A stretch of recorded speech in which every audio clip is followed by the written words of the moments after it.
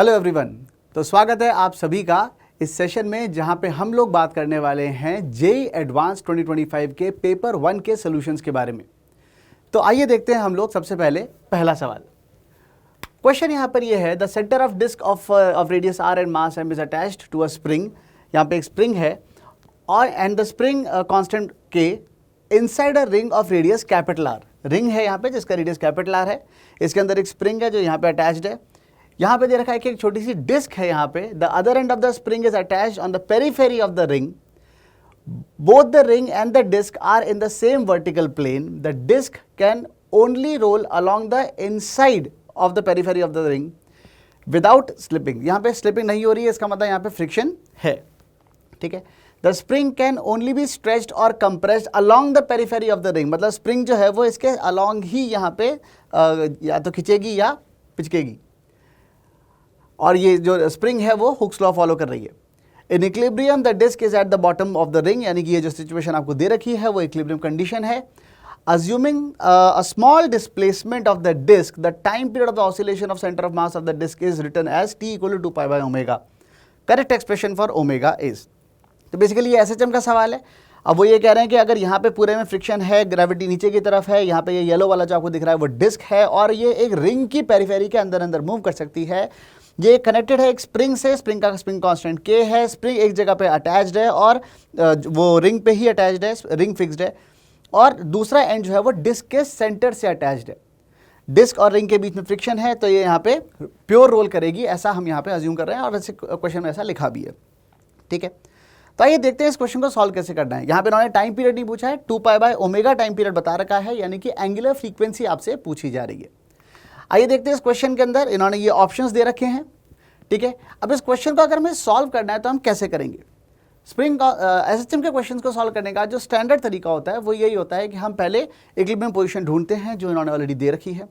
दूसरी स्टेप होती है उसको हम वहाँ से थोड़ा सा डिस्प्लेस करते हैं, क्योंकि यहाँ पे रोटेशन इन्वॉल्व है, तो यहाँ पे हम लोग इसको एंगुलर एसएचएम के तरीके से सॉल्व करेंगे। तो इसलिए हम थोड़ा सा इसका एंगुलर डिस्प्लेसमेंट देंगे इसको।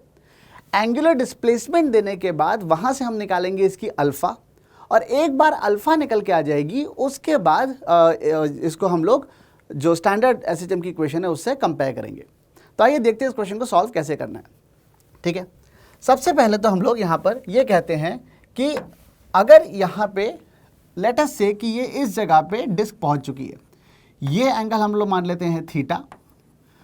अब यहाँ पे एक फोर्स नीचे की तरफ लग रही है mg।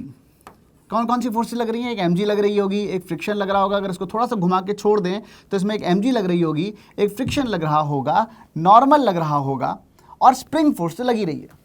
ठीक है।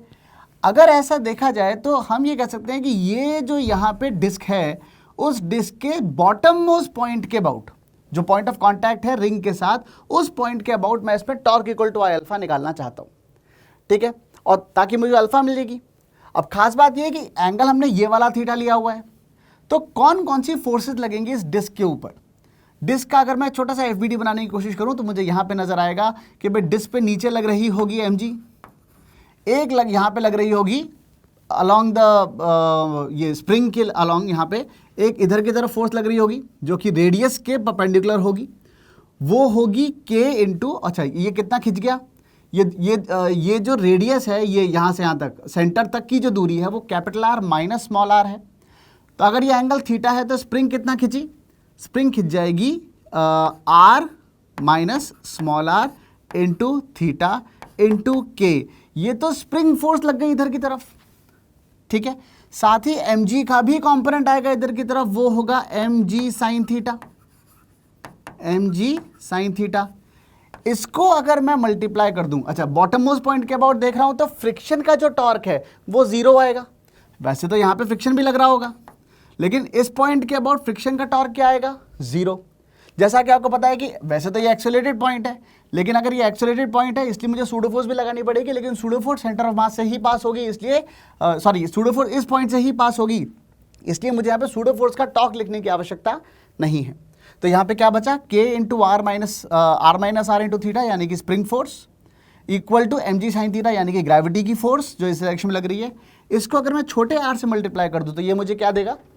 ये मुझे देगा this is the force, this is the torque about this point.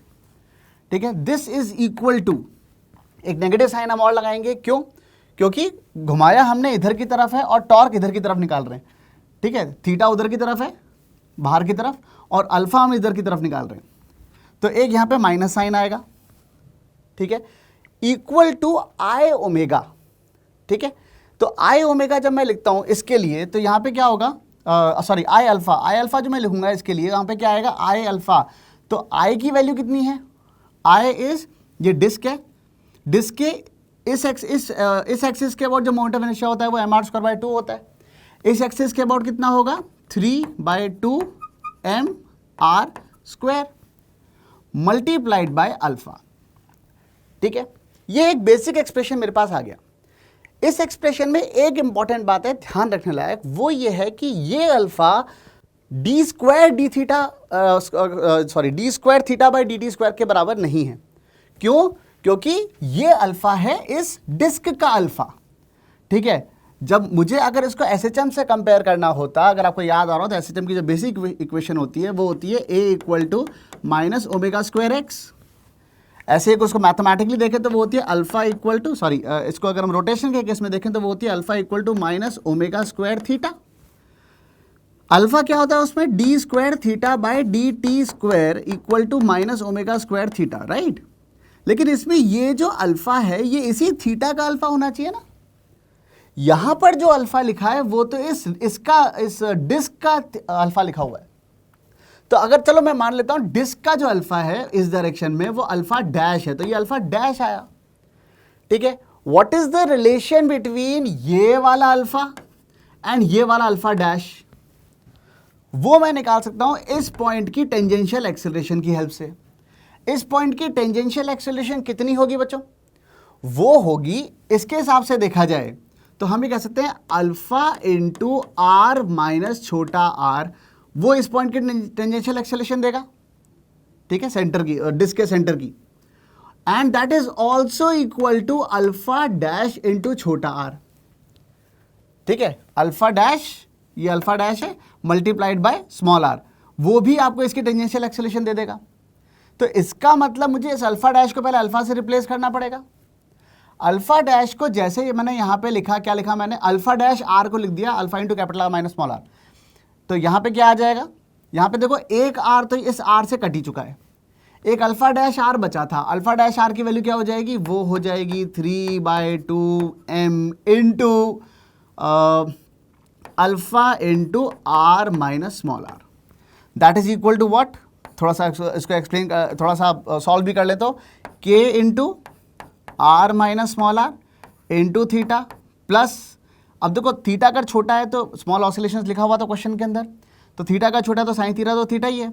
In fact एक काम हम कर सकते हैं, हम थीटा को यहीं पे कॉमन निकाल सकते हैं, तो हम यहीं पे थीटा को कॉमन निकाल लेते हैं, थोड़ा सा जगह से सेव हो जाएगी हमारे पास। तो उसके बाद क्या हो जाएगा, this plus m g into theta, इस 2/3 को अगर मैं यहाँ 3/2 को यहाँ से हटाऊँ तो यहाँ 2/3 बन जाएगा, ठीक है। इस माइनस को यहाँ से हटा के यहाँ लगा देते हैं, इस मास को हटा के यहाँ से यहाँ लगा देते हैं और ये वाला m काट देते हैं, ठीक है। वो कैपिटल आर माइनस आर को भी ले ही आते लगे या तो जैसे हम उस कैपिटल आर माइनस आर को यहाँ लेकर आएंगे, अब क्या बचेगा, कैपिटल आर माइनस आर को जब हम यहाँ लेकर आएंगे तो जो एक्सप्रेशन आएगा, यहाँ से capital R minus R cut जाएगा, ठीक है। ये कैपिटल आर माइनस आर कटा, ये यहाँ पे capital R minus small R आ गया, ये भी कट गया। तो बेसिकली अब अल्फा की वैल्यू क्या बची, अल्फा बच गया है -2/3 k/m plus g/r minus r into theta. अगर मैं इसको कंपेयर करूं अल्फा इक्वल टू -ω² से, तो ये जो पूरी चीज है ये बन जाएगा ω², यानी कि ओमेगा की वैल्यू आ जाएगी √2/3 into k/m plus g/R minus r। अगर मैं ऑप्शंस के अंदर जाके देखता हूं तो 2/3 g/R minus r plus k/m, यानी कि यही ए ऑप्शन जो है ये हो जाएगा मेरा सही आंसर। आइए देखते हैं क्वेश्चन नंबर 2। क्वेश्चन 2 में क्या हो रहा है, यहाँ पे 2m मास है, वो यहाँ पे इस m मास से जाके टकरा रहा है, m मास साइड में चला गया और 2m मास उधर चला गया, ठीक है। In scattering experiment a particle of mass 2m collides with another particle of mass small m which is initially at rest. assuming the collision to be perfectly elastic, the maximum angular deviation theta of the heavier particle, जो ज़्यादा भारी वाला particle है वो ज़रा कितने angle से deviate हो सकता है, ये आपसे क्वेश्चन पूछा जा रहा है। ठीक है, तो आइए देखते हैं इस क्वेश्चन में क्या करना है। थोड़ी सी कैलकुलेशन इसमें स्ट्रांग है, पर देखते हैं। देखो, पहले तो हम ये मानते हैं कि यहाँ पे इसकी जो वेलोसिटी है उसको v0 मान लेते हैं। टकराने के बाद इसकी वेलोसिटी v1 और इसकी वेलोसिटी v2 हो गई, ऐसा हम अज्यूम कर लेते हैं। अगर यहाँ देखा जाए तो हम ये कह सकते हैं भाई लीनियर मोमेंटम कंजर्व कर लेते हैं सबसे पहले। तो इनिशियल लीनियर मोमेंटम क्या था, पहले ये दो पार्टिकल रखे हुए थे और ये रुका हुआ था, ये जा रहा था। तो इनिशियल लीनियर मोमेंटम था 2mv0, वो बाद में क्या बन गया, इसका इस डायरेक्शन में लीनियर मोमेंटम कितना आएगा, कंपोनेंट कितना आएगा, 2m into v1 cos theta plus m into v2, और लेट से इस एंगल को हम लोग फाई बोल देते हैं, तो v2 cos फाई। ये बात समझ में आई। दूसरी बात, वर्टिकल डायरेक्शन में भी जो लीनियर मोमेंटम है वो कंजर्व्ड है। वर्टिकल डायरेक्शन में लीनियर मोमेंटम यहाँ पे पहले कितना था, 0 था, और बाद में यहाँ पे वर्टिकल मोमेंटम कितना आया, ऊपर की तरफ पॉजिटिव मानते हैं, तो ये आ जाएगा 2mv1 sine theta, 2mv1 sine theta, और इसका आएगा माइनस, नीचे की तरफ है इसलिए minus mv2 sine phi, mv2 sine phi. ये बात समझ में आ गई। ये एक और इक्वेशन आ गई। एक बात और इन्होंने बता रखी है, और वो ये है कि ये जो कोलिजन है वो इलास्टिक है। अगर ये कोलिजन इलास्टिक है, इसका मतलब कोई एनर्जी का लॉस नहीं हुआ, इसका मतलब जो इनिशियल काइनेटिक एनर्जी थी वही फाइनल काइनेटिक एनर्जी होनी चाहिए। इनिशियल काइनेटिक एनर्जी इस वाले मास की कितनी होगी, half 2m into v0 square, और इस मास की तो खैर 0 थी ही सही, प्लस 0। बाद में हैवियर मास की काइनेटिक एनर्जी क्या बन गई, half 2m into v1 square, और लाइटर मास की half m into v2 square. अब ये हमारे पास 3 इक्वेशंस आ गई हैं, जिसके अंदर अगर आप ध्यान से देखें तो हमारे पास वेरिएबल कौन कौन से हैं। थीटा के बारे में भी हमको बात करनी है, इनफैक्ट हमें यही बताना है कि थीटा की मैक्सिमम वैल्यू क्या हो सकती है। दूसरा, हमारे पास फाई एक अननोन क्वांटिटी है, v1 v2 हमें नहीं पता है, v0 चलो ठीक है शुरू में हो सकता है हमें पता हो, तो दिया तो कुछ भी नहीं है, लेकिन चलो v0 हमने शुरू में अज्यूम कर लिया था। थीटा के बारे में बात करनी है, फाई और v1 और v2 ये 3 क्वांटिटी हमारे पास एक्स्ट्रा हैं। अब करना यह है कि काफ़ी सारी कैलकुलेशन करके यहाँ पे यही 3 इक्वेशंस हैं कि हम लोग बेसिकली हम लोग क्या करेंगे कि जैसे ये वाली जो इक्वेशन है इसको स्क्वायर कर देंगे। ठीक है, एक्चुअली फिर हम ये करेंगे कि यहाँ पर एक सेकेंड, हाँ, तो इसको यहाँ से हटा देते हैं। एक काम करते हैं, थोड़ा सा मैं आपके लिए सिंप्लीफाई कर देता हूँ। ठीक है, इसमें स्मॉल m से स्मॉल m कट जाएगा, इनफैक्ट m तो आपकी सारी ही इक्वेशंस में कट जाएंगे क्योंकि m तो सबके सेम ही है। ठीक है, सबके सेम नहीं पर m टर्म सब जगह कट जाएगा। इसको अपन स्क्वायर कर देंगे तो v2 sine square phi equal to 4v1 square sine square theta बन जाएगा। ऐसे ही अब यहाँ पे क्या होगा, साइन स्क्वायर फाई जो था उसको 1 माइनस कॉस स्क्वायर फाई लिख के और कॉस स्क्वायर फाई की वैल्यू यहाँ से उठा के वहाँ डाल देंगे। ठीक है, और फिर उसके बाद एक v2 और बचेगा, v2 को भी एलिमिनेट, v2 स्क्वायर यहाँ पे दिखेगा, v2 स्क्वायर की वैल्यू यहाँ से उठा के डाल देंगे। तो बेसिकली हमको v0 v1 और थीटा में एक एक्सप्रेशन मिल जाएगा। ठीक है, जब हम इसको सॉल्व करते हैं तो जो एक्सप्रेशन आता है वो होता है 3v1 square minus 4v0 v1 cos theta plus v2 square equal to 0। पर सवाल ये है कि सर इससे हमें ये कैसे पता चलेगा कि थीटा की मैक्सिमम या मिनिमम वैल्यू हम कैसे निकाल सकते हैं। तो अब इसके बाद आ जाता है थोड़ा सा मैथमेटिकल दांव पेच है, थोड़ा सा तो ऑलरेडी कर चुके हैं। अब एक छोटी सी बात बस ये है कि भाई सिंपल सी बात है कि अगर इन मासेस को जाना है और इसकी कुछ ना कुछ वेलोसिटी यहाँ पे v1 होने वाली है, तो v1 must be a real number. और अगर आप ध्यान से देखो तो ये v1 में क्वाड्रेटिक लिखी हुई है। अगर इसका एक रियल रूट होना है, एक या एक से ज्यादा रियल रूट्स होने हैं, तो इसका मतलब ये है कि इसका डिस्क्रिमिनेंट 0 से बड़ा होना चाहिए। तो इस क्वाड्रेटिक का डिस्क्रिमिनेंट क्या बनेगा, इसका बनेगा b square minus 4ac। b square का मतलब हो गया आपका 16 v0 square cos square theta b square minus 4ac, तो 4 into 3v1 square, sorry not v1 square नहीं आएगा यहाँ पे, v1 स्क्वायर तो वेरिएबल ही था, तो 4 यहाँ पे 4 into 3 into v0 square this should be greater than equal to 0। ये बात समझ में आई?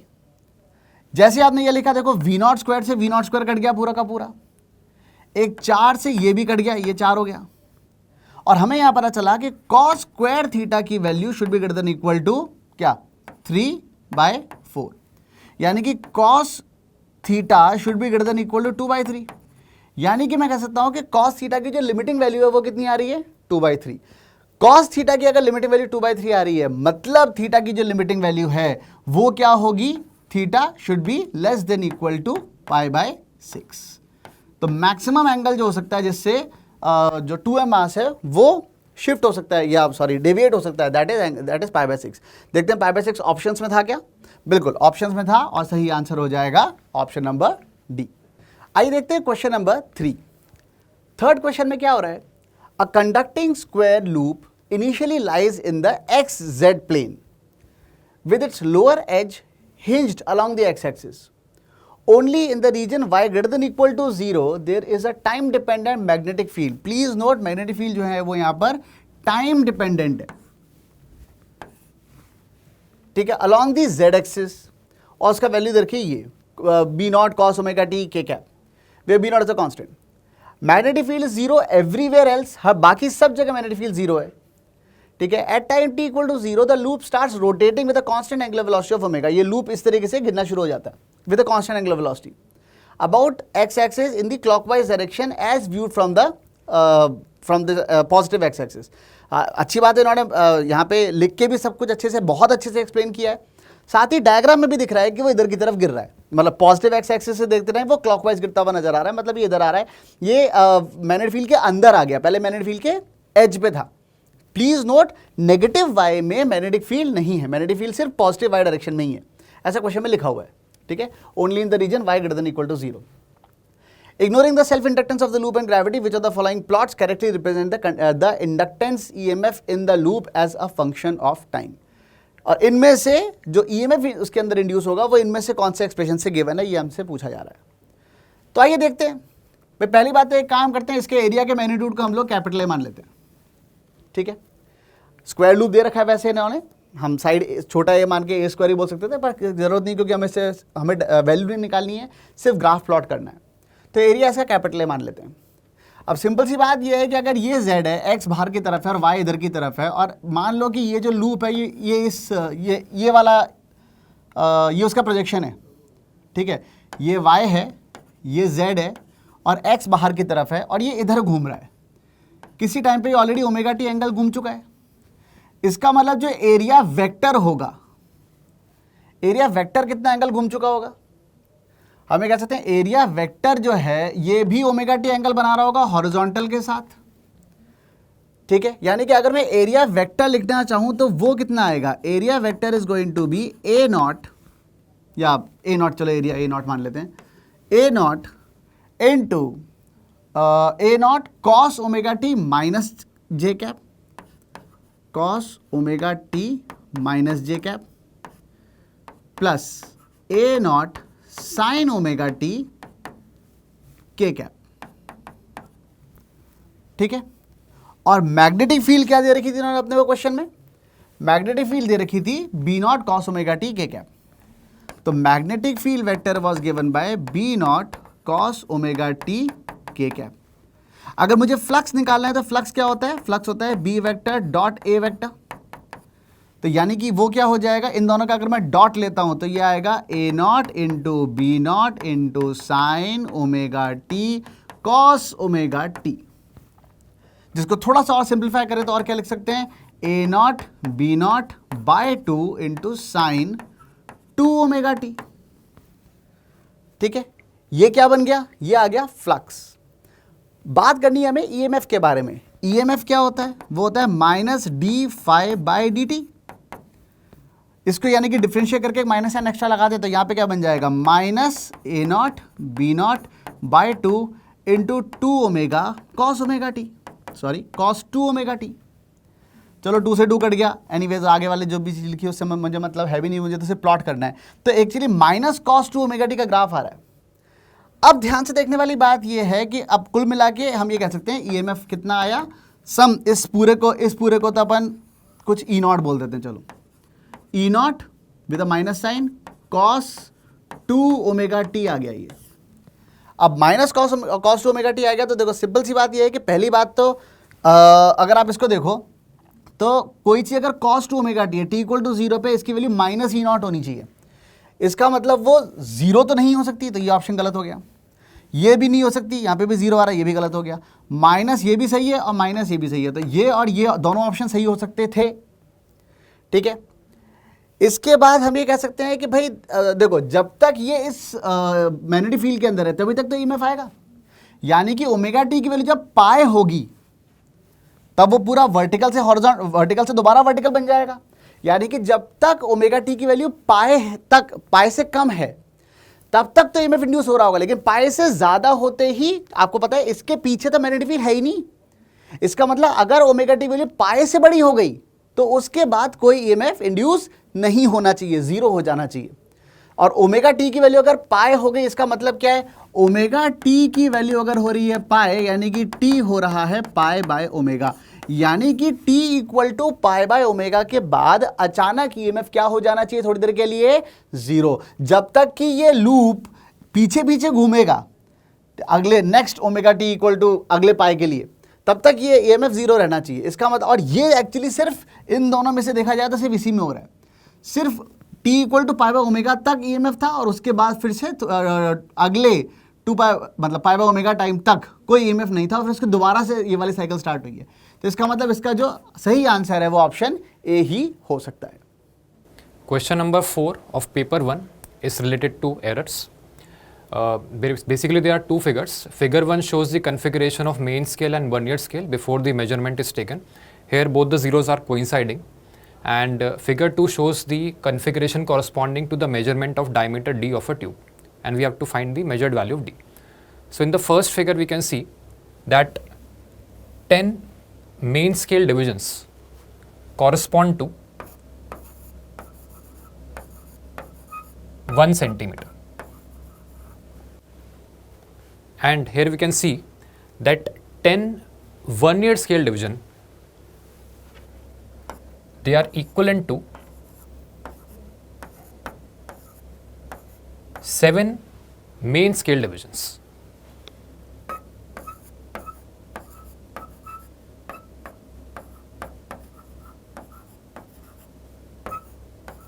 That means VSD is equal to 0.7 MSD and 1 MSD is 0.1 centimeters. So basically 1 VSD is equal to 0.07 centimeters. Now we have to find the measured value of D. Obviously this is going to be the measured value of D. In the second figure we can see that the second division of main scale is coinciding with the first division of vernier scale. That means this distance D is equal to 2 MSD minus 1 VSD.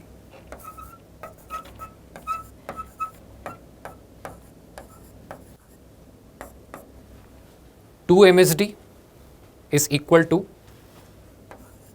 0.2 centimeters and 1 VSD is 0.07 centimeters. So we will get answer as 0.13 centimeters. So the measured value of D is going to be 0.13 centimeters. That means option C is going to be correct. Moving on to the next question, question number 5. There is a conducting square loop of side L, mass M, resistance R, and it is moving in the xy plane with its edges parallel to the x and y axis. The region y greater than 0 has a uniform magnetic field given by this. Magnetic field is 0 everywhere else. At t0 the loop starts to enter magnetic field with initial velocity v0. As shown in the figure, considering this quantity k, we have to ignore the self-inductance of the loop and gravity. Which of the following statements are correct? So basically we have to find whether for this velocity loop will completely enter the region or not, and Second is we have to find when the loop is completely inside, net force will be 0 or not. In the third part, we have to find for V naught equal to this, the loop will come to rest at this time or not. And similarly for fourth part, we have to find the time corresponding to this velocity. Okay. So firstly, we can say when the loop completely enters into the magnetic field region, flux is going to be constant. So if the flux is going to be constant after completely entering into the magnetic field region, EMF is going to be 0 because EMF is minus of d phi by dt. So if flux is constant, EMF is 0. If EMF is 0, current is 0. If current is 0, then obviously force is going to be 0. So obviously B option is going to be correct. So firstly B option is correct. Now for the remaining parts, we can say that when the loop enters y distance in the magnetic field region, this is the region where uniform magnetic field is present. In the rest of the region, there is no magnetic field. So when the loop enters into this region, we can say that if it has entered y distance, flux is going to be B into L into y. This is the flux. EMF is d phi by dt minus d phi by dt. So we will find EMF, which is B into V into L, where V is the velocity at a particular instant. So the current is going to be EMF divided by resistance, which is BVL by R. Now, if we look at the direction of current, we can say if the loop is going towards right with velocity V, this is the direction of magnetic field. According to Lenz's law, we can say that if the loop is moving towards right, if the flux is increasing like this, so the current has to be like this. So the current in this loop should be in clockwise direction. So that current is BVL by R. Now, if this part is carrying some current and if it is present in magnetic field, force on this part will be calculated using IDL cross B. So the force will be IDL cross B in this direction. That means force is going to be minus ILB, that means pointing towards left. I is BVL by R. So we will get force as minus B square L square V by R. Acceleration will be force divided by mass. This is the acceleration. Now B square L square by mR was basically equal to K. So we can write A as minus K into V. We can write A as dV by dt. So using this we will get V equal to V naught e raised to power minus kt, where V naught is the initial velocity. Now we can say that V is going to be dy by dt, as the loop was moving towards y axis. Dy by dt is equal to this. If I assume that the loop has completely entered into the region, just completely entered into the region, displacement will be equal to L. So L is equal to V naught by K, 1 minus e raised to power minus kt. Using appropriate limits, this is the displacement, limits from 0 to t. Now, using this expression, we can find what will be the time taken by the loop to completely enter into the magnetic field region. Like for example, in option D, V naught was 3 KL. So if we put V naught equal to 3 KL, we will get 1 equal to 3, 1 minus e to the power minus kt.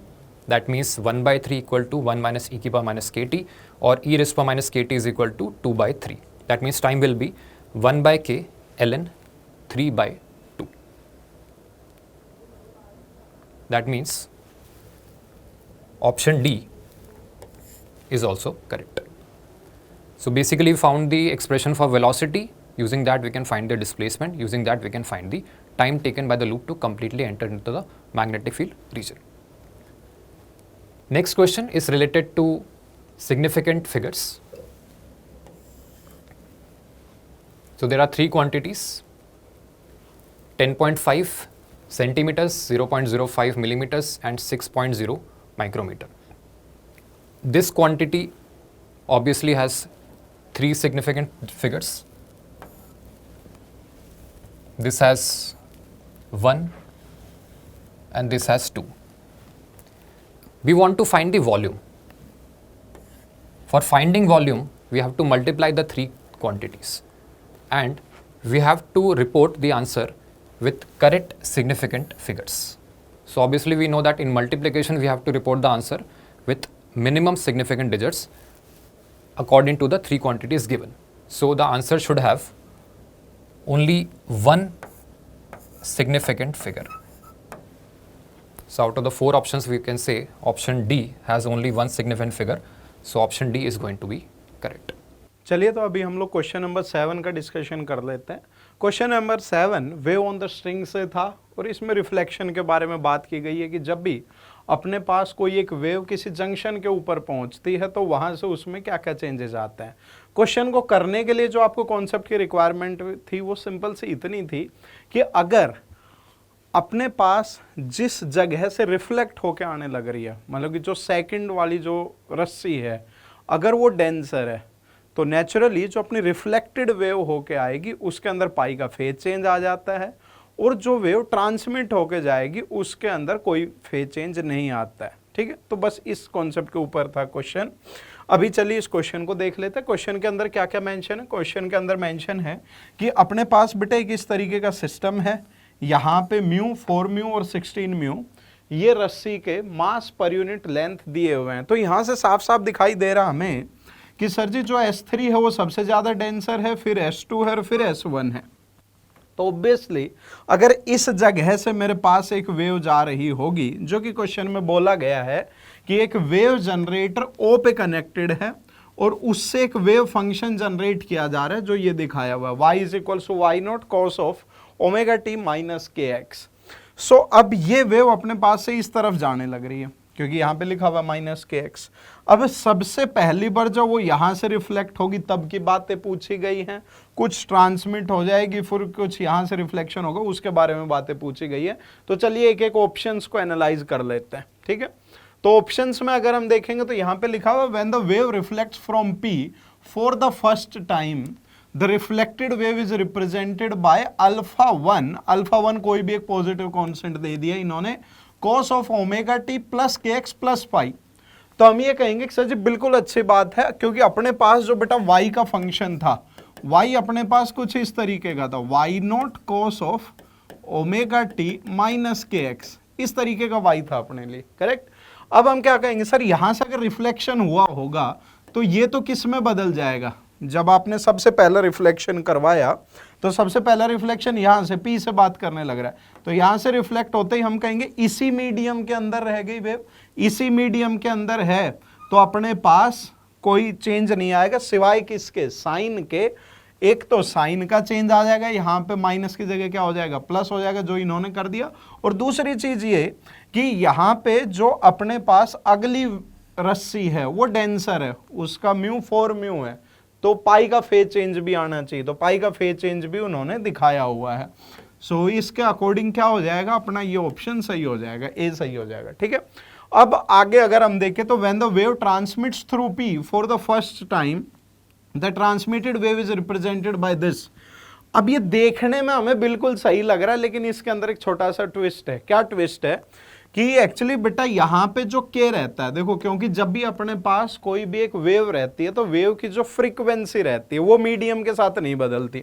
लेकिन आपको एक बात पता है कि sir ji omega by v is equals to k रहता है। ठीक है, और अगर मैं लिखूं ओमेगा बाय वी को क्या लिख सकते हैं, root over T by mu, तो रूट म्यू ऊपर की तरफ चला गया, ये के लिखा जाएगा। अब आप एक बात समझना, इसके अंदर ये नहीं बदलता है जब मीडियम बदले, और क्योंकि अपनी सारी तीनों रस्सियां सीरीज में लगी हुई हैं तो उनमें टेंशन भी सेम हो जाएगी, तो ये चीज भी चेंज होने वाली नहीं है।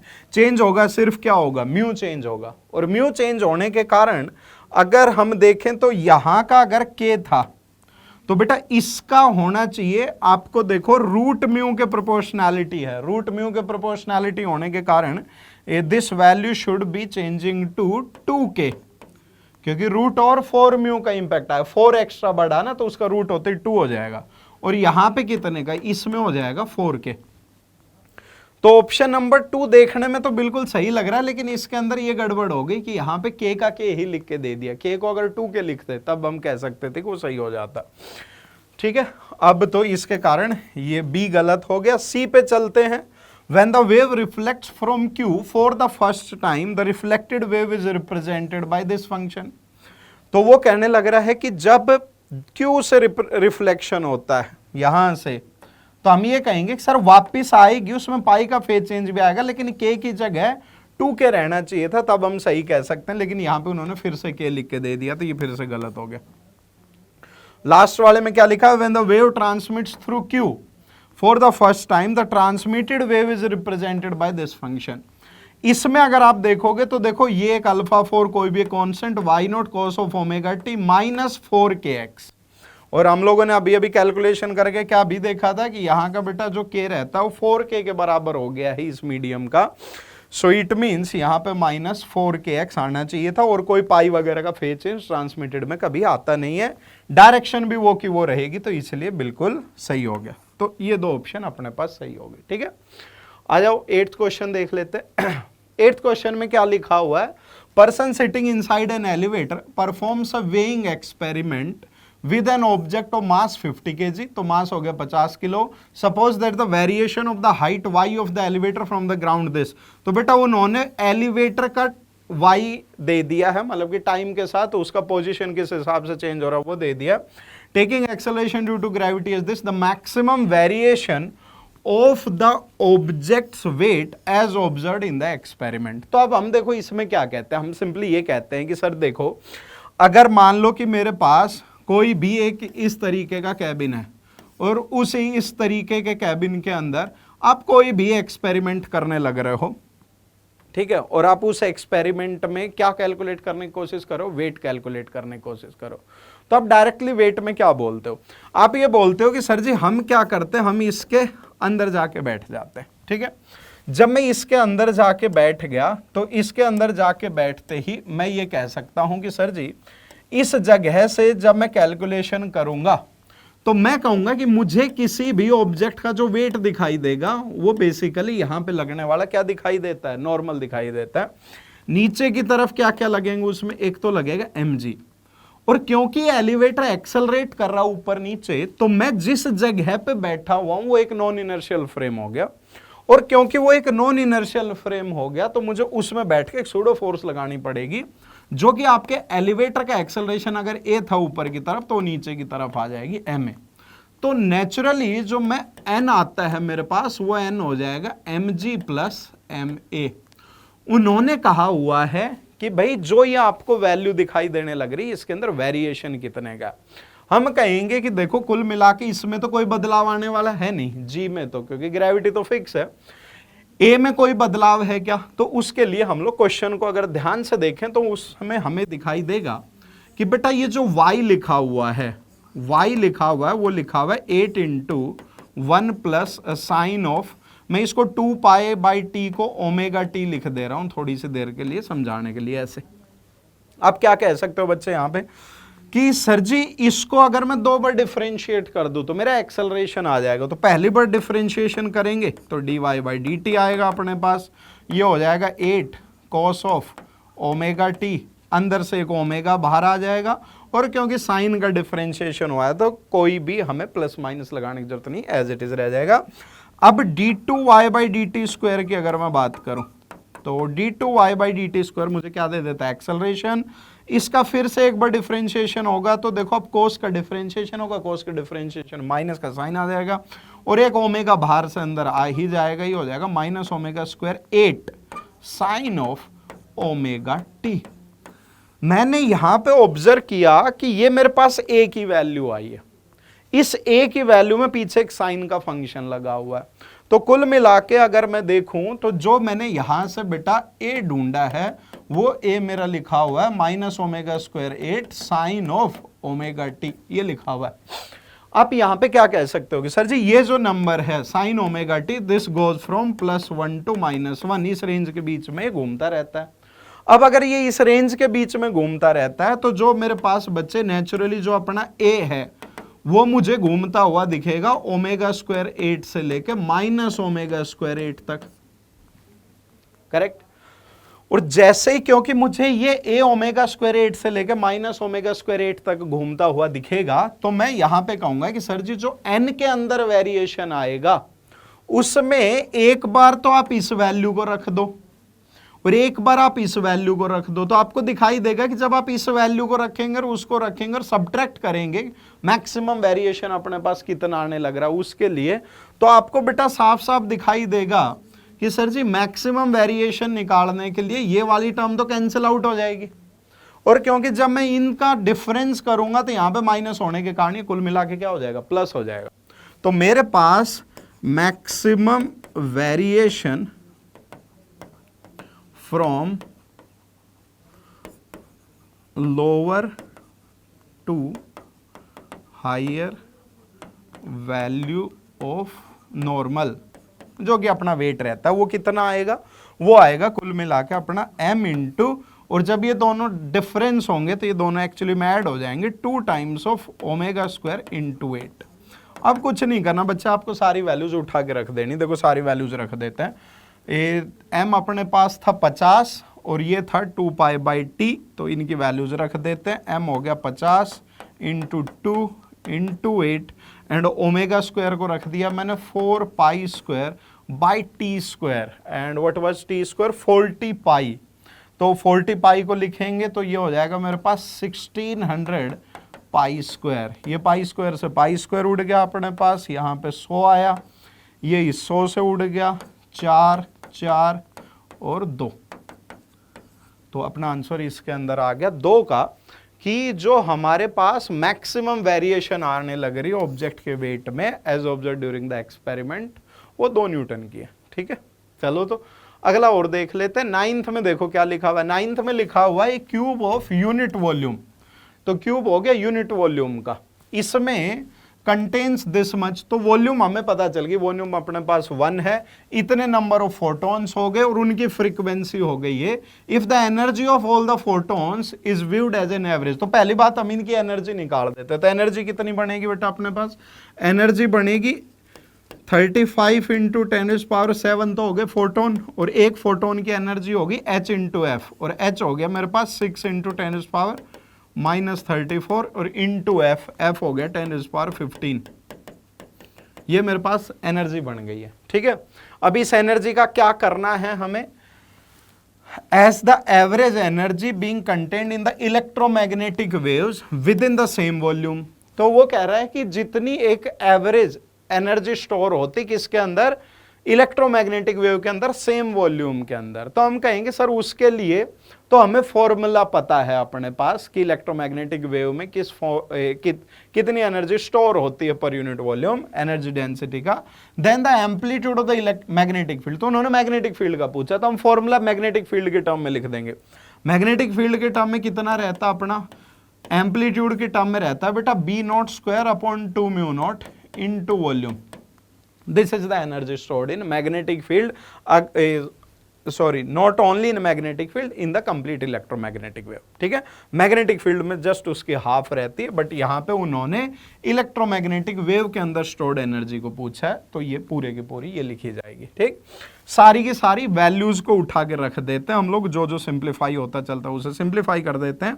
देखो ये हो गया 15 7 22 हो गया, और ये यहाँ पे -34 था तो ये -12 हो गया, तो ये हो गया 35 इंटू 6 इंटू 10⁻⁻12, और फिर उस तरफ से मैं उठा के लेके आ गया 2 म्यू नॉट हो गया मेरे पास 4 पाई हो गया 22/7, और कितना रहता है इंटू 10⁻⁷ दिया हुआ था उन्होंने वैल्यू, अच्छी बात है, और वॉल्यूम अपने पास 1 ही है तो कोई फर्क पड़ा नहीं, तो this value should become equal to B0²।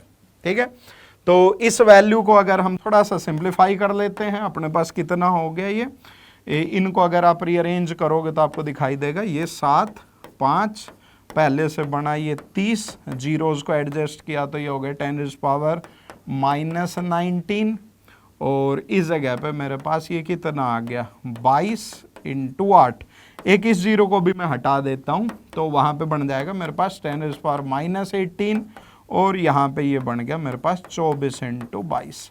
ठीक है, ये मेरे पास किसकी वैल्यू आई है, B0² की वैल्यू आई है। तो B0 की जो वैल्यू यहाँ से सिंप्लीफाई होकर आती है वो अप्रोक्सीमेटली 22.978 के आसपास रहती है, जिसको हमने 222.98 लिख के इंटू 10⁻⁹ लिख दिया। ठीक है, तो आई थिंक उन्होंने वैल्यूज इसी की ही पूछी हुई थी, 10⁻⁻9 की टर्म्स में पूछी थी, तो ये आंसर हो जाएगा अल्फा की वैल्यू 22.98। ठीक है, तो पेपर 1 के अंदर अपन देखते हैं क्वेश्चन नंबर 10। क्वेश्चन नंबर 10 में देखें क्या दे रखा है, 2 आइडेंटिकल प्लेट्स है P एंड Q, जो कि इस डायग्राम में दे रखा है।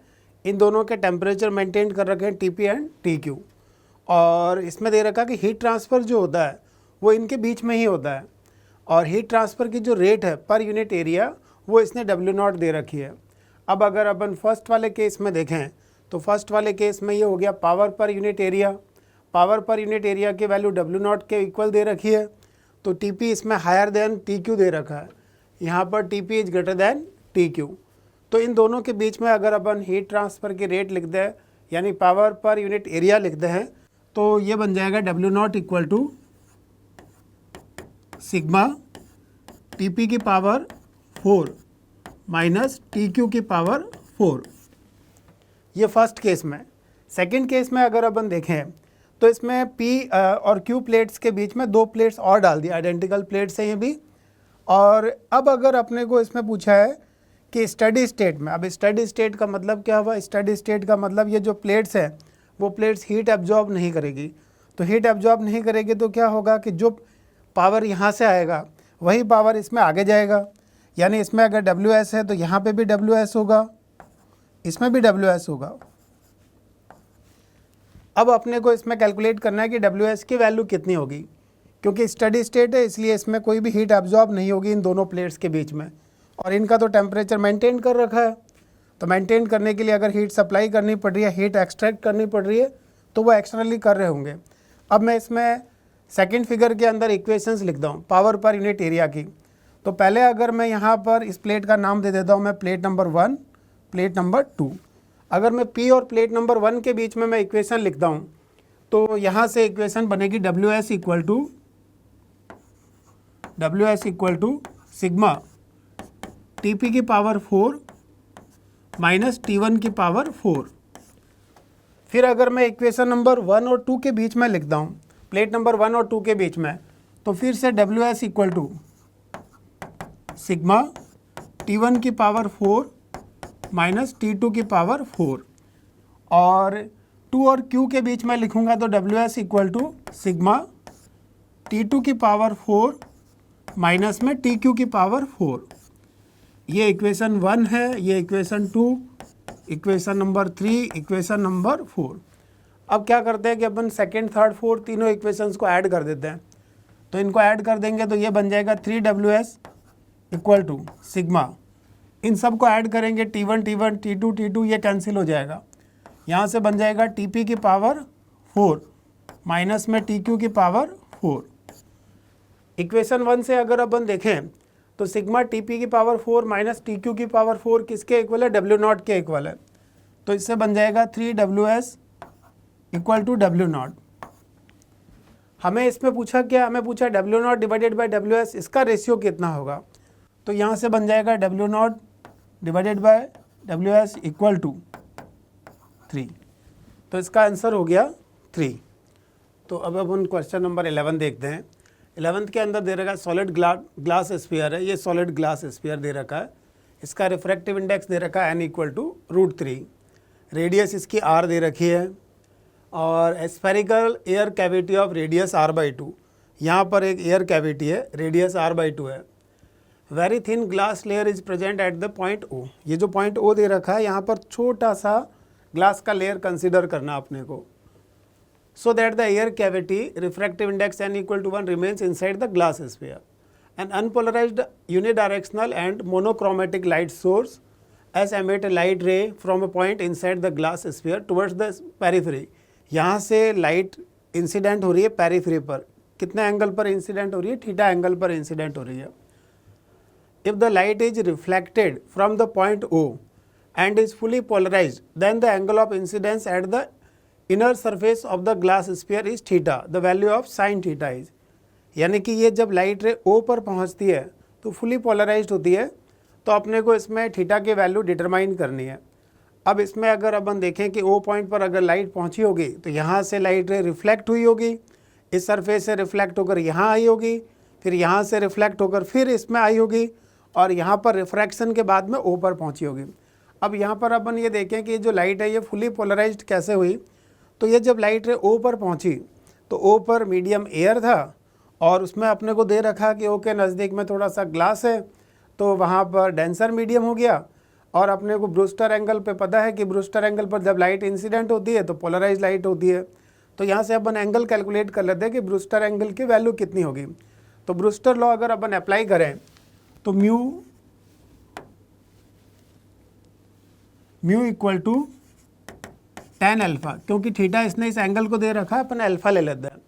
यहाँ पर रिफ्रैक्टिव इंडेक्स की वैल्यू अपने को गिवन है √3, तो ये बन गया √3 equal to tan alpha. Alpha की वैल्यू अपने पास में आ गई 60 डिग्री। तो अल्फ़ा इसमें 60 डिग्री आ गया, यानी कि वो पॉइंट पर जब लाइट रे इंसिडेंट होगी तो यहाँ पर एंगल ऑफ इंसिडेंस जो बनेगा वो 60 डिग्री बनेगा। अब इसमें डायग्राम में देखते हैं कि यहाँ तक लाइट कैसे पहुँचती है।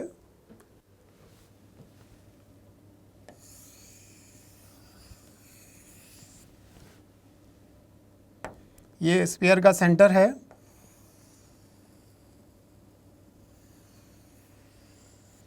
और ये इसमें स्फेरिकल कैविटी है, ये पॉइंट है ओ पॉइंट। अब यहाँ पर जब लाइट रे पहुँची तो ये एंगल अपन ने कैलकुलेट किया था, ये वाला एंगल अपने पास में आया था 60 डिग्री। ये 60 डिग्री है, तो सेंटर से इसको ज्वाइन कर लेते हैं। ये वाली लाइन जो बनेगी वो नॉर्मल बनेगा। अब अपन यहाँ पर देखें कि ये भी रेडियस है, ये भी रेडियस है, तो इसमें दोनों एंगल भी सेम होंगे। फिर ये वाला एंगल भी कितना बनेगा 60 डिग्री। अब ये इक्विलेटरल ट्रायंगल बन गया, तो ये वाला एंगल जो होगा ये भी 60 डिग्री, ये 60 होगा, तो ये वाला एंगल जो होगा ये 120 डिग्री, ये 120 डिग्री आ गया। अब इसमें अपन देखें कि ये वाले पॉइंट को अपन सी बोल देते हैं। सी पॉइंट से हम देखें तो ये इस पॉइंट पर नॉर्मल बन गया, नॉर्मल बन गया, तो ये लाइट रे रिफ्रैक्टेड लाइट रे है। अब इसमें इंसिडेंट लाइट रे यहाँ से ग्लास से आई होगी, तो अपन यहाँ पर स्नेल्स लॉ लगाकर देखते हैं कि स्नेल्स लॉ लगाकर ये एंगल ऑफ इंसिडेंस की वैल्यू कितनी रही होगी। तो बाहर ग्लास है, उसका रिफ्रैक्टिव इंडेक्स था √3। इस एंगल को मैं इस एंगल को मैं बीटा मान लेता हूँ। √3 sin beta equal to 1 × sin 60।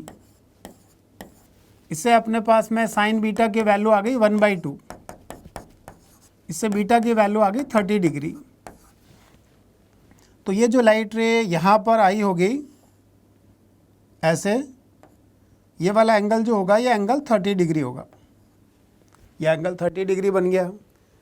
अब अपन इसमें देखें कि इस पॉइंट को यहाँ से ज्वाइन कर लेते हैं। ये वाले लाइन अपन ने ज्वाइन कर ली। इसमें भी अगर अपन देखें तो ये वाले पॉइंट को मैं कुछ O' लिख देता हूँ, ये O' पॉइंट हो गया। तो ये जो O' है ये बड़े वाले स्फीयर का सेंटर है। ये वाली रेडियस हो गई r/2, ये भी रेडियस r/2।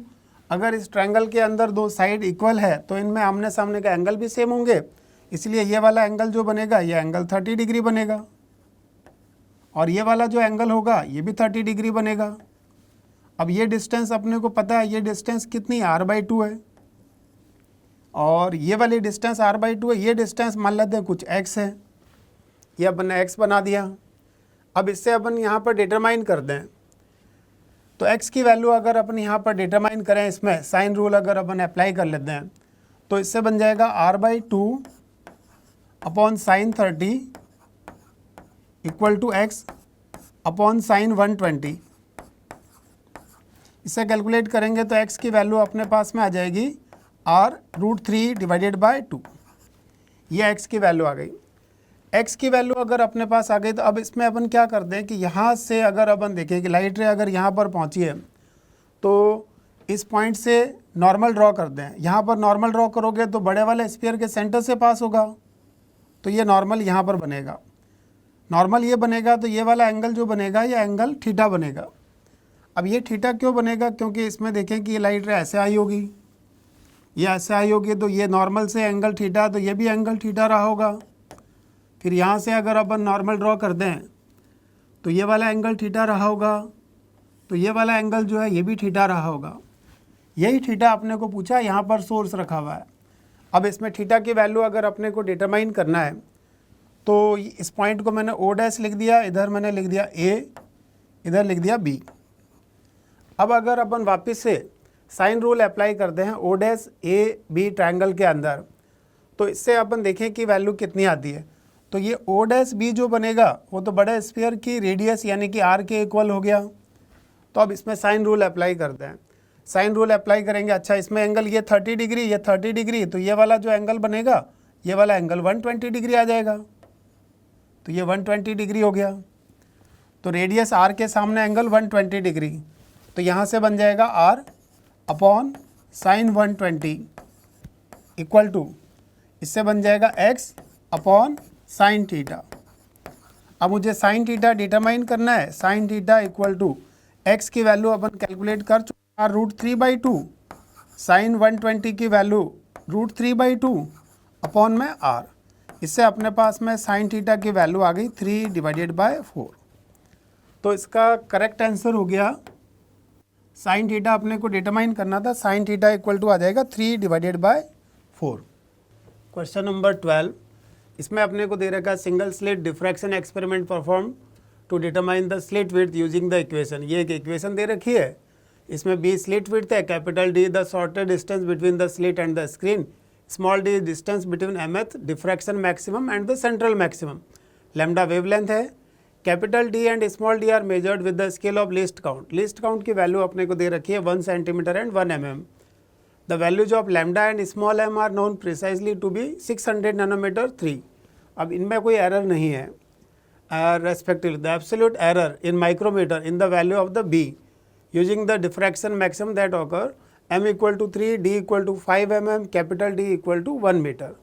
तो अपने को इसमें b की वैल्यू कैलकुलेट करने में एरर कैलकुलेट करना कितना होगा।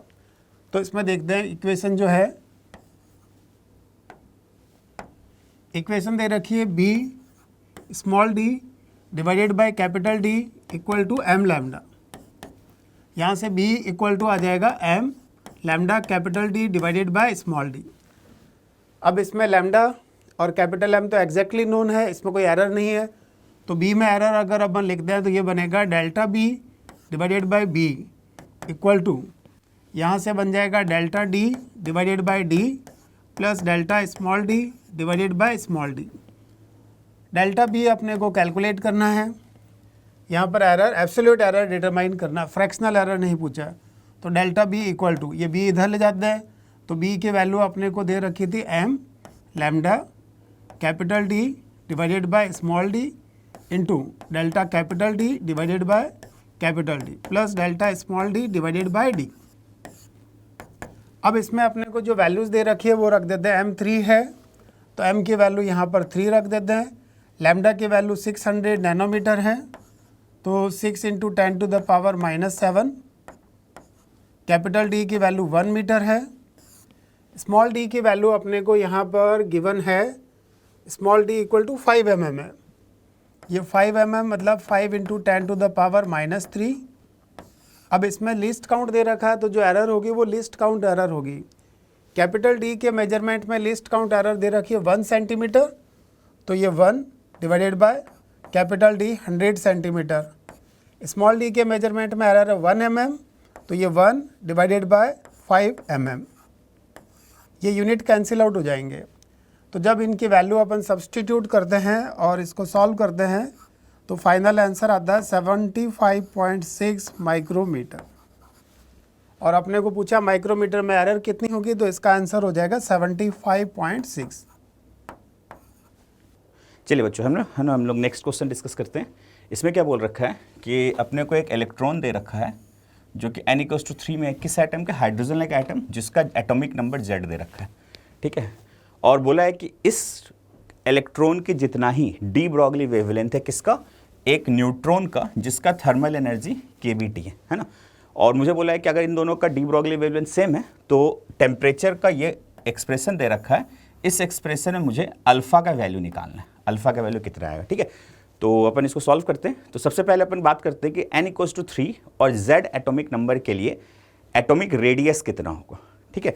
उसके बाद फिर एटॉमिक रेडियस से हम लोग डी ब्रॉगली हाइपोथेसिस लगाकर इलेक्ट्रॉन का वेवलेंथ कैलकुलेट करेंगे, उस वेवलेंथ को न्यूट्रॉन के वेवलेंथ के, डी ब्रॉगली वेवलेंथ के बराबर रखेंगे और फिर चेक करेंगे कि क्या टेम्परेचर आता है। ठीक है, तो सबसे पहले अपन इसको सॉल्व करते हैं। तो देखते हैं, हमें मालूम है कि सर किसी भी इलेक्ट्रॉन के लिए, है ना, जो ऑर्बिटल रेडियस होता है r, this is proportional to n² over z।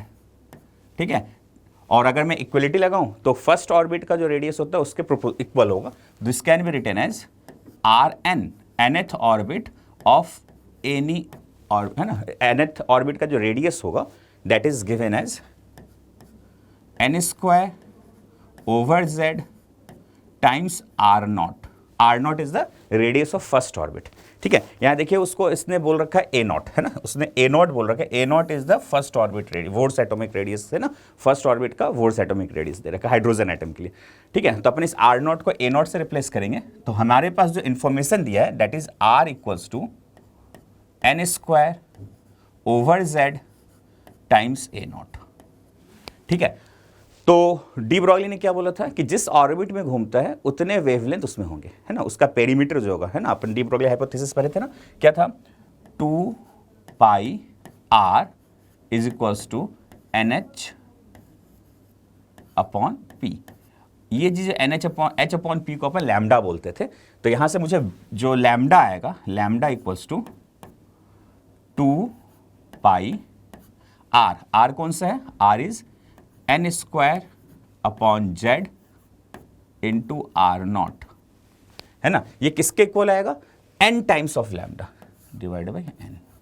तो ये लैम्डा का वैल्यू आ गया। ठीक है, वैल्यूज फीड करेंगे अगर, तो n का वैल्यू 3 दे रखा है, z ही रखना है, तो this comes out to be 2 pi into a cancel out हो जाएगा, 3r0, r0 is a0 divided by z। ये r0 क्या है, a0 के बराबर, अपन अभी क्वेश्चन में जो दे रखा हुआ है। ठीक है, this is lambda of electron जो nth ऑर्बिट, थर्ड ऑर्बिट में रोटेट मूव कर रहा है। ठीक है, अपन अगर लैम्डा न्यूट्रॉन का निकाले ना, क्योंकि एक दूसरा स्पीसीज कौन सा दे रखा है, न्यूट्रॉन दे रखा है, जिसकी थर्मल एनर्जी दे रखी है kBt। तो अपन वेवलेंथ कैसे निकालेंगे, तो लैम्डा ऑफ न्यूट्रॉन ये किसके इक्वल होगा, h अपॉन p, और p को हम लोग क्या लिख सकते हैं, √2 mass of neutron into kinetic energy. Kinetic energy देखो, काइनेटिक एक्सप्रेशन दे रखा है kb इंटू टी, तो kb इंटू टी। तो क्वेश्चन में क्या बोल रखा है, ये वाला डी ब्रॉगली वेवलेंथ और ये वाला डी ब्रॉगली वेवलेंथ सेम करना है। ठीक है, तो अपन सेम कर देते हैं। तो वहां क्या लिखा हुआ है, 2 pi into 3a0 divided by z। This comes out to be equals to h upon, है ना, √2 mn इंटू kBt। ठीक है, अब इससे t एक्सप्रेस करते हैं, तो अपन इसको स्क्वायर करते हैं पहले, तो 36 pi square a0 square over z square equals to h square over 2 mn into kBt। तो यहां से मेरा t का जो एक्सप्रेशन आएगा that comes out to be, है ना, NH square z square divided by, है ना, 36 into 2 72 pi square a square a0 square into mn into kBt। ठीक है, अब अपन इस एक्सप्रेशन को मैच कराते हैं। इसमें बोल रखा है z स्क्वायर h स्क्वायर, हमारा expression z square h square आ रहा है। अगला बोल रहा है pi square a0 square mn into kb, है ना। अगला अपन आ रहा है, ये t अपन इधर ले आ चुके हैं, है ना, तो t जो आएगा वो यहाँ पे नहीं आएगा, है ना, अपन ने t ऑलरेडी उधर ला चुके हैं, है ना, t। तो यहाँ से क्या आएगा, t equals to h square z square upon 72 pi square a0 square mn into kb। ठीक है, और हमारा एक्सप्रेशन भी ऐसा ही दे रखा, बस 72 की जगह क्या दे रखा, अल्फा। तो हमारा अल्फा का वैल्यू क्या हो गया, 72। जो फाइनल आंसर क्या हो गया, इज 72। ठीक है, तो आंसर इस क्वेश्चन का क्या हो गया, वैल्यू ऑफ अल्फा इज 72। ठीक है। चलिए इसमें आपको जनरली अपन क्या करते हैं, रेडियस का जो रिजल्टेंट होता है अपने को याद रखते हैं, रेडियस किस एन और जेड पे कैसे डिपेंड करता है। अगर वो याद ना हो तो अपन कैलकुलेट कर सकते हैं, है ना। उसके लिए अपन दो इक्वेशन यूज करते हैं, एक तो है quantization of angular momentum mvr equals to nh/2π, और दूसरा जो आता है that is force responsible for providing centripetal acceleration, that is 1/4π epsilon naught ZE into E upon R square is equals to mv square over R। इन दो equation का use करके हम लोग R का डिपेंडेंसी ऑन N और Z निकालते हैं, लेकिन ये जनरली अपन को याद रहता है, इसलिए अपन डायरेक्ट यहाँ यूज कर लिए कि R is proportional to N square upon Z, और इक्वल टू करते हैं तो ये N square upon Z into R naught is the radius of first Bohr orbit in hydrogen atom, है ना, जिसको इसने A0 दे रखा है, इसलिए इसका आंसर क्या होगा, फाइनल आंसर क्या आएगा आपका इसका 72, ठीक है। चलिए अपन नेक्स्ट क्वेश्चन पे चलते हैं। चलिए नेक्स्ट क्वेश्चन दे रखा है ना, ये मैचिंग लिस्ट का क्वेश्चन है, जिसमें बोल रखा है कि एक लिस्ट 1 है जो कि 4 कॉन्फ़िगरेशंस बता रहा है ना, आइडियल इलेक्ट्रिक डाइपोल्स है जिसका मैग्नीट्यूड P दे रखा है, ठीक है। अपन डायग्राम देख लेते हैं कैसे है, ऐसा है, ठीक है। ये first situation, second, third and fourth, इसमें ये सारे डाइपोल है जिनका मैग्नीट्यूड क्या है P, ये भी P है, ये भी P है, ये भी P है, ये भी P है, सारे P है ना, मैग्नीट्यूड सबका P दे रखा है, गिवन है ये। और मुझे क्या बोल रखा है ना, in all the configurations the dipoles are fixed such that they are at distance 2r apart along x direction, ठीक है। तो इन सभी केसेस में जो ये डिस्टेंस है यहाँ से यहाँ का, यहाँ से यहाँ का, यहाँ से यहाँ का, ये सब 2r डिस्टेंसेस है, ठीक है। आगे देखते हैं, the mid point of the line joining two dipoles is x, है ना, जो x पॉइंट है दिस इज मिड पॉइंट, मतलब ये डिस्टेंस जो होगा यहाँ से यहाँ का डिस्टेंस इज r, यहाँ से यहाँ का डिस्टेंस इज r, तो ये टोटल 2r हो जाएगा, ठीक है। सिमिलरली सारे केसेस में, ठीक है। आगे the possible resultant electric field E निकालना है x पर, ठीक है। अपने मैच करते हैं, तो सबसे पहले अपन बात करते हैं, है ना, अगर इस वाले ऑप्शन को देखें, पहले वाले देखते हैं, इस वाले डाइपोल के लिए ये पॉइंट इक्वेटोरियल प्लेन में, और हमें इक्वेटोरियल प्लेन में फील्ड मालूम होता है, फील्ड क्या होता है, minus KP vector upon R cube, है ना, K 1/4π एप्सिलॉन होता है। तो इसके माइनस साइन क्या बढ़ता है, अपोजिट टू डाइपोल मोमेंट, अगर डाइपोल मोमेंट प्लस जे में है तो मैग्नेटिक फील्ड, इलेक्ट्रिक फील्ड होगा माइनस जे में।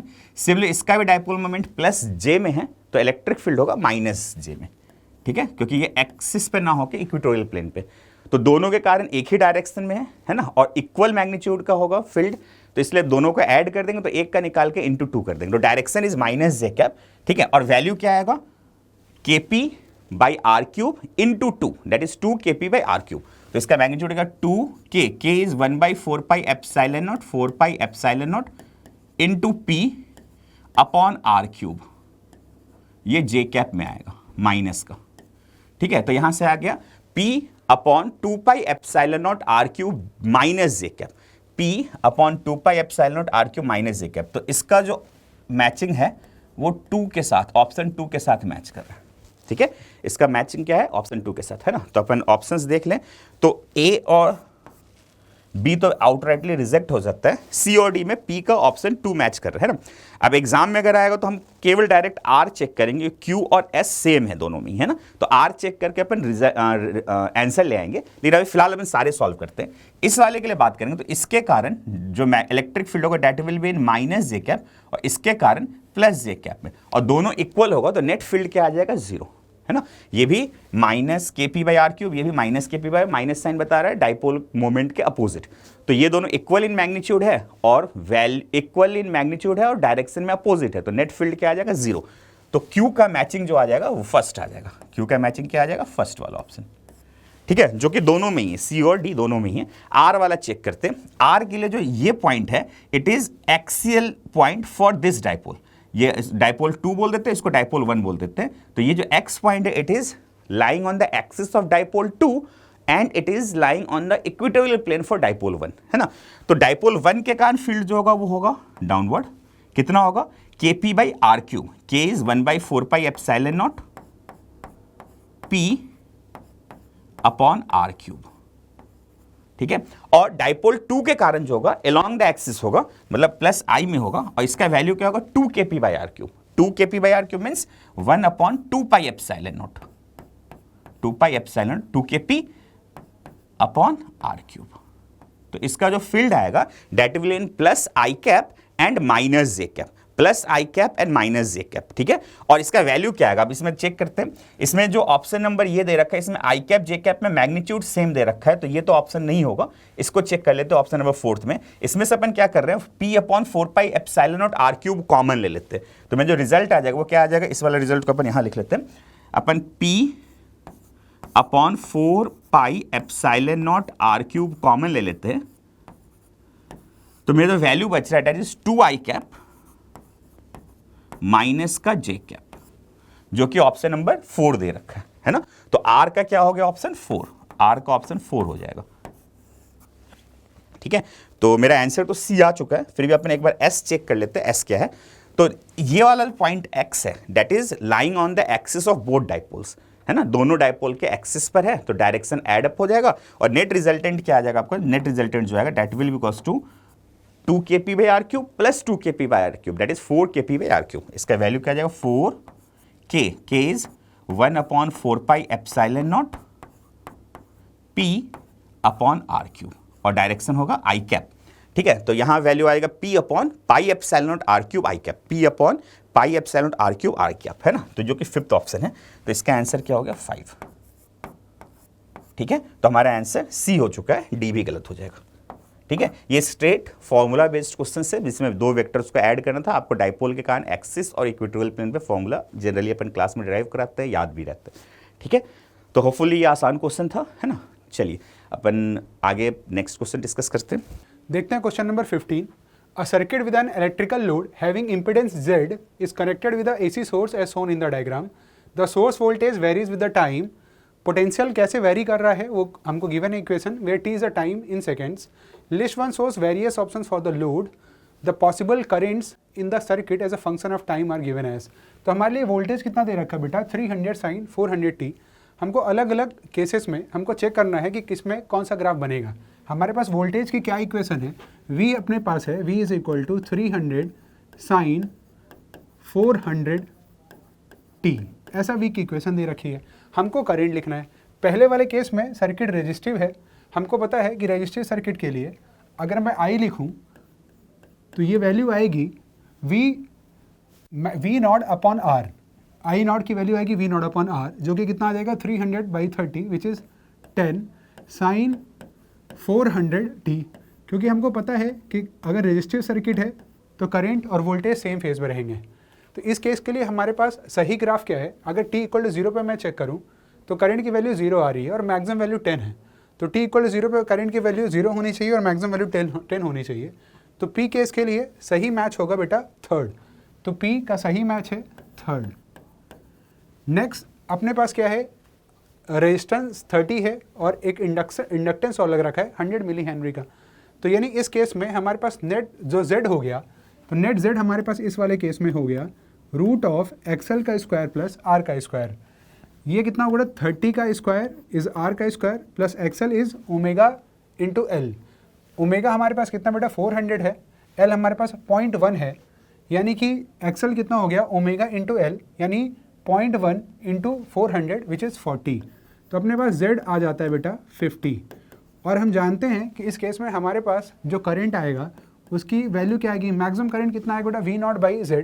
V नॉट कितना बेटा 300, Z कितना अपने पास 50 है, तो 300/50 इज 6 साइन 400t। लेकिन यहाँ पे बेटा एक फेज डिफरेंस भी आएगा। फेज डिफरेंस कितने का आएगा अगर हम देखें तो फेज डिफरेंस कितने का आएगा, देखिए XL मैं इधर बना देता हूँ, ये R है, तो करंट और वोल्टेज के बीच में एक फेज डिफरेंस होगा। उसके लिए अगर मैं थीटा निकालना चाहूँ तो tan थीटा की वैल्यू कितनी आ जाएगी, tan theta will be equal to XL/R। tan theta XL/R होगा। XL कितना बेटा हमारे पास 4 और R कितना है, मतलब XL है 40 और R कितना 30, तो यानी tan थीटा कितना आ जाएगा 4/3, यानी theta is equal to 53 degree आ जाएगा। यानी जो करंट की वैल्यू आएगी वो आएगी 6 साइन 400t माइनस 53 डिग्री। यहाँ मैं लिख देता हूँ, तो I की वैल्यू इस वाले केस में आ जाएगी अपने पास I is equal to, second वाले केस के लिए I आएगा कितना आ गया बेटा, हमारे पास Z आ गया 50, तो 300/50 यानी कितना हो गया 6 sign 400t minus of 53। Minus क्यों किया बेटा, क्योंकि सर्किट कैसी है, इंडक्टिव है। इंडक्टिव सर्किट में करंट लैग करता है वोल्टेज से, इसलिए -53। अब हम देखें इस वाले केस के लिए जो सही डायग्राम बनेगा, तो t इक्वल टू 0 पे अगर मैं चेक करूं तो t इक्वल टू 0 पे करंट कितना आ जाएगा, ये सेकंड वाले केस के लिए करें तो t इक्वल टू 0 पे करंट की जो वैल्यू आएगी वो कितनी आएगी, 6 साइन -53, यानी -6 साइन 53, -6 साइन 53। साइन 53 का मतलब हो गया 4/5। ये वैल्यू कितनी आ गई बेटा, 24/5। 24/5 मीन्स 0.48, ये वैल्यू आ गई 0.48 -4.8। तो हम देखिए ये वैल्यू कहाँ पे मैच कर रही है, t इक्वल टू 0 पे करंट होना चाहिए -4.8 और मैक्सिमम वैल्यू आनी चाहिए 6। तो हम देखते हैं कि t इक्वल टू 0 पे -4.8 फिफ्थ वाले ऑप्शन पे ही हमको मैच कर रहा है। t इक्वल टू 0 पे करंट -4.8 है और मैक्सिमम वैल्यू 6 को जा रही है।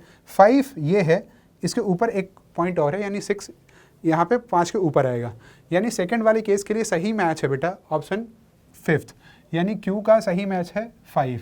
तो Q का राइट मैच हो गया 5, 3 का राइट मैच हो गया, P का राइट मैच हो गया 3, Q का हो गया 5। नेक्स्ट हम इस तरीके से इसका थर्ड केस के लिए भी निकाल सकते बेटा। अगर मैं R वाले केस की, अगर थर्ड वाले केस की बात करूँ तो मैं यहाँ पे देखूँ हमारे पास कैपेसिटेंस कितना है, 50 है। तो अगर मैं इस वाले केस में XC निकालूँ, XC भी कैलकुलेट करना पड़ेगा मेरे को, XL भी कैलकुलेट करना पड़ेगा इस वाले केस में। इस वाले केस में जो नेट Z आएगा वो आएगा √R² plus XC minus XL का होल स्क्वायर। यानी एक बार अगर हम यहाँ पे एक बार चेक कर लेते हैं कि इस वाले केस में हमारे पास XC कितना आ जाएगा, तो वो आ जाएगा बेटा 1/ω टाइम्स ऑफ C आ जाएगा। ओमेगा कितना बेटा, 1/400 इंटू C कितना दे रखा, 50 इंटू 10⁻⁻6, तो ये ऊपर आके 10⁻6 हो जाएगा। ये वैल्यू कितनी आ जाएगी बेटा, 3 पावर तो यहाँ से कैंसिल आउट हुई, तो ये हो गया 1000/20, 1000/20 इज़ 50, 1000/20 इज़ 50। इसी तरीके से अगर मैं XL निकालूं तो इस वाले केस में जो XL आएगा बेटा, XL की वैल्यू कितनी आएगी हमारे पास, L कितना दे रखा, 25 मिली हेनरी, यानी XL की वैल्यू आएगी omega into L, omega is 400, L is 25 milli henry, यानी 10⁻³ से एक मल्टीप्लिकेशन मैं और कर देता हूँ। ये वैल्यू कितनी आ जाएगी बेटा, 2 0 तो ये कैंसिल आउट हुए, बचा क्या 100, यानी 10 आ गया, ये 10 आ गया। यानी मैं इस वाले केस में अगर मैं Z निकालूं तो Z की वैल्यू कितनी आएगी बेटा, R² plus XL minus XC का होल स्क्वायर। वैसे यहाँ पे XC डोमिनेट कर रहा है, ये सर्किट कैपेसिटिव होगी, यहाँ पे करंट लीड करेगा, और ये वैल्यू कितनी आएगी, XC माइनस XL का होल स्क्वायर। ये कितना आ गया, R अपने पास अभी भी कितना दे रखा है बेटा, 30 दे रखा है, यानी 30 का स्क्वायर प्लस 50 माइनस 10 यानी 40 का स्क्वायर। ये अगेन ये वैल्यू कितनी आ जा रही है, 50 आ जा रही है। यानी मैं अगर यहाँ पे करंट की बात लिखूँ तो करंट कितना आएगा, V0/Z, Z कितना बेटा 50 है, V0 आप देख रहे थे कितना 300, 300/50 कितना हो गया 6 साइन 400t। और अगर मैं यहाँ पे ये देख लूँ फेज डिफरेंस कितने का आएगा, तो मैं ऐसे निकाल लेता हूँ XC minus XL upon R। ये XL माइनस XC कितना हो गया बेटा, ये 40 है XL माइनस XC की वैल्यू, और R कितना 30, यानी ये एंगल अभी भी कितना आएगा, tan θ 4/3 यानी 53 डिग्री ही आएगा। लेकिन इस पर करंट लीड करेगा क्योंकि सर्किट कैपेसिटिव है। अगर करंट लीड करेगा तो मैं यहाँ पे प्लस 53 कर देता हूँ। तो अगर मैं t इक्वल टू 0 पे अगर देखूँ तो करंट की वैल्यू कितनी आ जाएगी, 6 साइन 53। साइन 53 अगेन ये आ गया कितना 4/5, यानी 4.8 आ गई। t इक्वल टू 0 पे जो करंट की वैल्यू आ रही है, ये वैल्यू कितनी आ रही है बेटा, 4.8 आ जा रही है अगेन। यानी कि इस बार भी करंट की जो मैक्सिमम वैल्यू 6 है, बट t इक्वल टू 0 पे करंट 4.8 है। हम इसमें देखते हैं कि सही मैच क्या बन रहा है R वाले केस का। t इक्वल टू 0 पे करंट की वैल्यू 4.8 है और मैक्सिमम वैल्यू 6 है। मेरे हिसाब से इसका सही मैच 2 बन रहा है, यानी R का सही मैच 2 बन रहा है। तो R का मैच है 2। वैसे तो हमारे पास 3 ऑप्शन, हम 3 केसेस सॉल्व करके भी चेक कर सकते हैं। बाकी हम चाहे तो लास्ट वाला केस भी चेक कर सकते हैं। यहाँ पे XC की वैल्यू हम निकालेंगे, XL की वैल्यू निकालेंगे, और अगेन ये यहाँ पे XL और XC ना बराबर आ जाएगा। इस वाले केस में सर्किट ना रजिस्टिव हो जाएगी। तो अगेन यहाँ पे हम रजिस्टिव सर्किट के लिए वैसे ही सॉल्व कर लेंगे जैसे हमने पहले केस के लिए सॉल्व किया। यानी हमारे पास करेक्ट ऑप्शन कौन सा होना चाहिए, P का 3, Q का 5, R का 2। ये हम देखते हैं कि इस ऑप्शन में मैच कर रहा है, P का 3, Q का 5 और R का 2। ये पहला ऑप्शन सही मैच कर रहा है, यानी 15th का सही आंसर A है। नेक्स्ट क्वेश्चन की तरफ बढ़ते हैं बेटा। नेक्स्ट क्वेश्चन में हमारे पास एक लिस्ट दे रखी है, which shows the various functional dependencies of energy on the atomic number Z. Energies associated with a certain phenomenon are given in the list 2. Choose the option that describes the correct match between the entries in the list 1 to those in the list 2. हमारे पास energy और atomic number कैसे dependent है, इसके लिए हमसे पूछ रखा है कि ऐसा मैच हमको करना चाहिए। सबसे पहले बेटा energy of characteristic X rays, मैं आपको बता दूं बेटा मोज़लेस लॉ से आपने पढ़ा होगा कि कैरेक्टरिस्टिक एक्स रेज की एनर्जी का जो फॉर्मूला आता है E इज इक्वल टू, ये क्या होता है बेटा 13.6 Z इफेक्टिव का स्क्वायर, यानी Z माइनस बी का स्क्वायर है ना, Z माइनस बी का स्क्वायर, Z माइनस बी का स्क्वायर, ऐसा energy of characteristic X ray हमको लिखनी है, ठीक है। 13.6 ये आ जाएगा बेटा Z इफेक्टिव यानी Z माइनस बी, और अगर मैं के सीरीज़ की बात करूं तो Z माइनस 1 का स्क्वायर, Z माइनस बी का स्क्वायर 1/n1 का स्क्वायर माइनस ऑफ 1/n2 का स्क्वायर। तो अपने को ये बताना है एनर्जी Z पे कैसे डिपेंड कर रही है। वैसे तो Z माइनस बी आता है, पर हमारे पास जो सही मैच है यहाँ पे अगर मैं देखूँ तो अपने पास जो सही मैच है उसमें से कौन सा मैच सही बैठेगा, Z माइनस 1 का होल स्क्वायर, ठीक है। जैसे हम यहाँ पे देख सकते हैं तो एनर्जी Z माइनस 1 के होल स्क्वायर के प्रोपोर्शनल है, कैरेक्टरिस्टिक एक्स रेज की एनर्जी होती है। तो यानी यहाँ से बेटा सही के पहले वाले के लिए क्या मैच बना, फर्स्ट वाले के लिए R, यानी R का सही मैच क्या बना बेटा 1, R का सही मैच बना, सॉरी मैंने यहाँ पे गलत बोल दिया, R का सही मैच नहीं है, ये था Q का मैच। तो Q का सही मैच क्या बना, Z माइनस 1 का होल स्क्वायर यानी energy of the characteristic X rays. तो Q का सही मैच बना 1, Z माइनस 1 का होल स्क्वायर। फिर देखते हैं बेटा electrostatic part of the nuclear binding energy for the stable nuclei with the mass number in the range of 30 to 170। हमको क्या लिखना है, electrostatic part of the nuclear binding energy. हमको बाइंडिंग एनर्जी का इलेक्ट्रोस्टैटिक वाला पार्ट मेंशन करना है। हमको पता है बेटा कि अगर मैं बाइंडिंग एनर्जी की बात करूं फॉर एन एटम जिसका मास नंबर क्या है बेटा A है और एटॉमिक नंबर Z है, अगर मैं इसकी बाइंडिंग एनर्जी की बात करूं तो हमको पता है बाइंडिंग एनर्जी कैसे लिखी जाती है, वॉल्यूम एनर्जी, जो कि वॉल्यूम एनर्जी किस तरीके से लिखी जाती है इस वाले फॉर्मेट में, जहां A क्या है बेटा मास नंबर है, Z क्या है एटॉमिक नंबर, इसको हम volume energy minus of surface energy की वैल्यू कितनी आती है AS A to the power 2/3, ये सरफेस एनर्जी होती है, minus coulombic contribution of binding energy क्या आता है बेटा, कूलम्बिक कॉन्ट्रीब्यूशन आता है A, यहाँ पे ये AV AS AC ये कॉन्स्टेंट्स है, A मास नंबर है, ये बाइंडिंग एनर्जी एक ऐसे एटम जिसकी ऐसी न्यूक्लियाई जिसकी एटॉमिक नंबर Z है और मास नंबर A है, उसकी बाइंडिंग एनर्जी में अलग अलग कॉन्ट्रीब्यूशंस होते हैं, इसको हम वॉल्यूम एनर्जी कहते हैं, ये सरफेस एनर्जी है। कूलम्बिक कॉन्ट्रीब्यूशन होता है Z इंटू Z माइनस 1 ऐसा, और A की पावर माइनस ऑफ 1/3, तो ये मास नंबर की पावर -1/3 पर डिपेंड करता है, ये कूलम्बिक कंट्रीब्यूशन है, हमसे इसी के बारे में पूछ रखा है। इसके अलावा और भी पेयरिंग एनर्जी सिमेट्री भी होती है, तो कुछ और फैक्टर्स भी होते हैं जो कंट्रीब्यूट करते हैं बाइंडिंग एनर्जी में, पर हमसे कूलम्बिक कंट्रीब्यूशन पूछ रखा है, उसका जो वेरिएशन है वो Z के साथ Z इंटू Z माइनस 1 है। तो यानी अगर मैं इस वाले केस की सेकंड वाले केस की बात करूं तो सेकंड वाले केस का सही मैच क्या बना, ये R, यानी R का सही मैच क्या हुआ बेटा 2 हुआ। नेक्स्ट बढ़ते हैं energy of the continuous X rays. Continuous X rays तो आप जानते हैं कि इलेक्ट्रॉन जो बम्बार्डेड इलेक्ट्रॉन होते हैं वो क्या एनर्जी लेकर आते हैं उस पर डिपेंड करता है, वो एटॉमिक नंबर पे कोई इसका वेरिएशन नहीं है, ना हमारे पास कोई ऐसा ऑप्शन है। नेक्स्ट देखते हैं बेटा फोर्थ वाला case, average nuclear binding energy per nucleon, average nuclear binding energy per nucleon for the stable nucleus with the, अगर हम बेटा इस रेंज के मास नंबर्स की बात करें तो जो बाइंडिंग एनर्जी पर न्यूक्लियन का ग्राफ होता है वो अगर आपको याद हो तो बाइंडिंग एनर्जी पर न्यूक्लियन का जो ग्राफ आता है बेटा विद मास नंबर, ये जो वेरिएशन आता है binding energy per nucleon, binding energy per nucleon with respect with, अगर हम ग्राफ प्लॉट कर रहे हैं मास नंबर के साथ तो आपको याद होगा ये ग्राफ ना बेटा कुछ ऐसे करके बनता है, और हमको पता है बेटा इस रेंज में यानी 30 से 170 वाले रेंज में ही ऑलमोस्ट ना एक स्ट्रेट लाइन होता है, यानी बेटा इस वाले केस में एटॉमिक नंबर के साथ इसका वेरिएशन नहीं होगा। तो यानी average nuclear binding energy per nucleon for stable nucleus with mass number this, ये it is independent of Z। तो यानी बेटा फोर्थ का सही मैच होगा S, ये मैं ऐसा लेता हूँ, S का सही मैच है 4।